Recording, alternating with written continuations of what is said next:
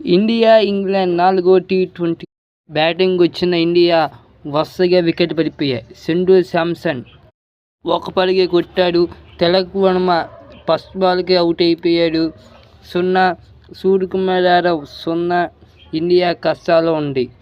అభిషేక్ శర్మ 29, రింకు సింగ్ 30 పరుగులు. ఇండియా 150 వచ్చితో రానప్పుడు వచ్చిన శివన్ దుబే, హార్దిక్ పాండ్యా శిష్యులకు బౌలర్లకు దుమ్ము లేపాడు. హార్దిక్ పాండ్యా 30 బంతుల్లో 53 పరుగులు కొట్టాడు. శివన్ దుబే కూడా 53 పరుగులు కొట్టాడు. ఇండియా మొత్తం 181 కొట్టింది. తాట బ్యాటింగ్ వచ్చిన ఇంగ్లాండ్ ఓపెనర్ మంచి షాట్ తెచ్చాడు. కాతో ఇంగ్లాండ్ వరుస వికెట్లు పడిపోయాయి.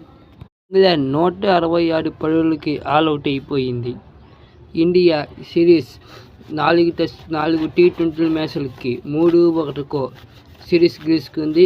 నెక్స్ట్ మ్యాచ్ రేపు జరగబోతుంది.